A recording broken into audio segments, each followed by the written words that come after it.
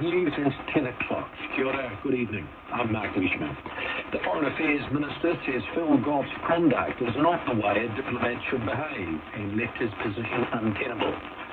Winston Peters has sacked Mr Goff from his post as High Commissioner to the United Kingdom after comments he made about US President Donald Trump at a Chatham House event in London.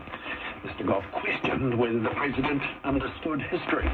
Mr Peters says someone in Mr Goff's position is representing New Zealand and so is not able to free think. Made that comment about Germany, France, total of Samoa. I've been forced to act, and it's hugely regrettable. One of the most difficult things one's had to do in a whole career. Winston Peters says he has known and worked with Phil Goff, a former Labour Party leader and Auckland Mayor, for a long time. Labour says it's up to the Foreign Minister to judge whether the comments warranted Mr Goff losing his job.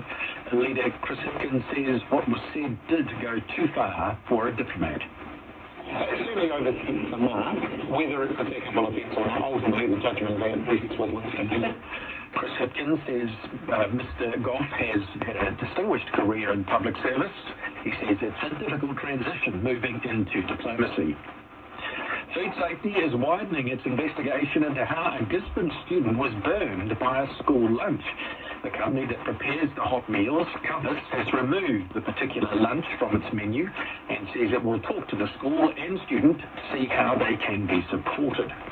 Food Safety spokesman Vincent Arbuckle says the Ministry of Education wants the investigation into lunch heating facilities to include all schools nationwide to make sure that practices are fit for purpose. He says Food Safety wants to find out what went wrong and to prevent it from happening again.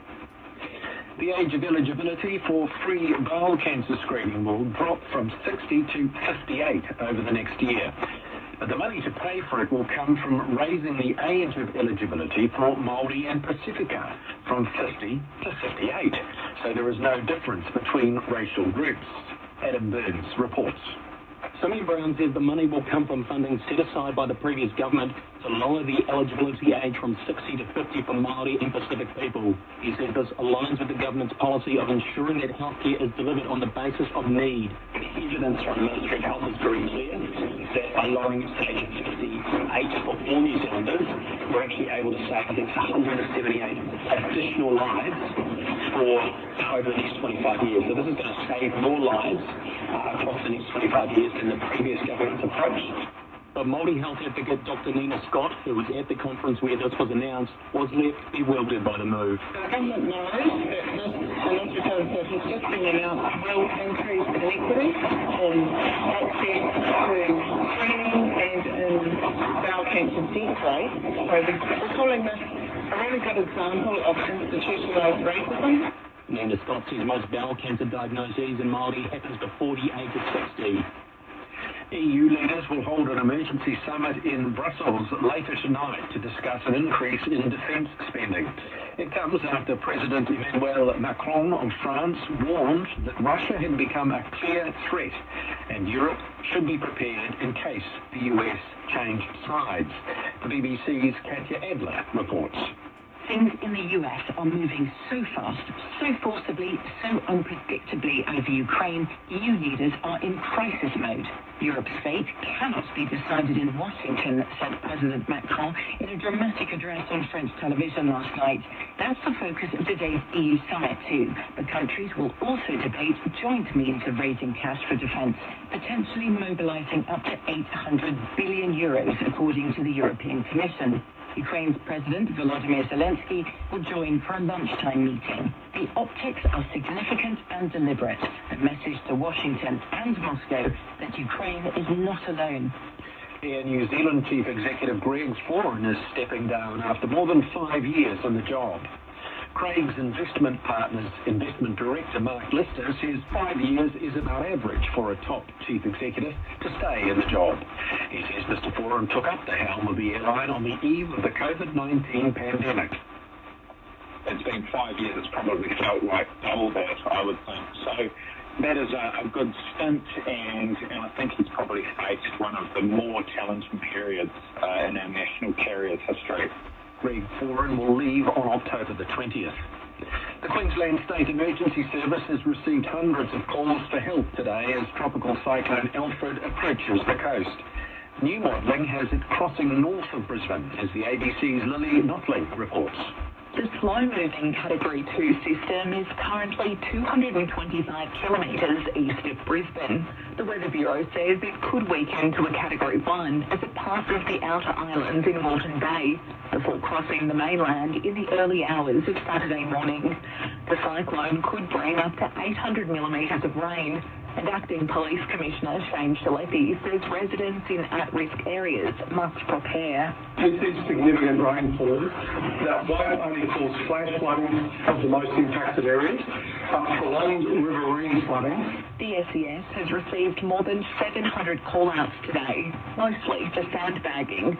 Swiftwater rescue crews have been pre-deployed. Gold Coast authorities have closed all beaches, and residents in the Northern Rivers region of New South Wales have been told they must evacuate the area immediately. The Defence Force says it's finished getting diesel fuel and other pollutants off its sunken ship Manawanui in Samoa. The ship sank last October. Defence originally said it would take 20 days from mid-December to get the fuel off. Almost 3 months later, it says it's retrieved 365,000 litres of diesel, with 284 dives removing it from 55 different tanks. It adds it is confident the salvors have been very thorough. A large amount of the diesel is reusable, while 45,000 litres will be sent to New Zealand for disposal.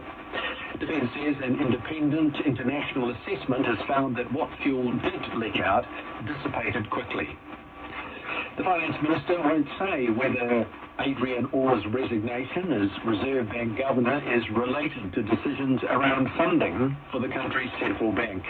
Mr Orr resigned from the top job yesterday with immediate effect.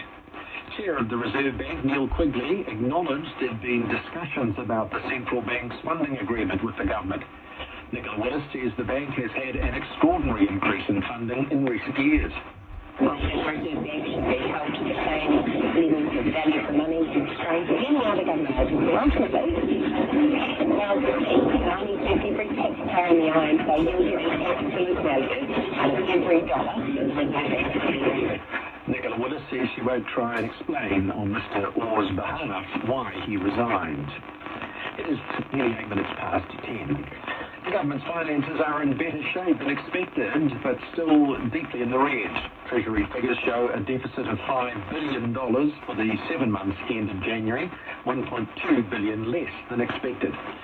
The deficit used in the government's newly created measure, excluding ACC finances, is $3.7 billion, 27% below forecast. The tax take was $600 million better, and expenses were about $600 million lower, which has been put down to the timing of spending. Stephen Brown is standing by his appointment of a fossil fuel lobbyist to New Zealand's main energy-saving agency.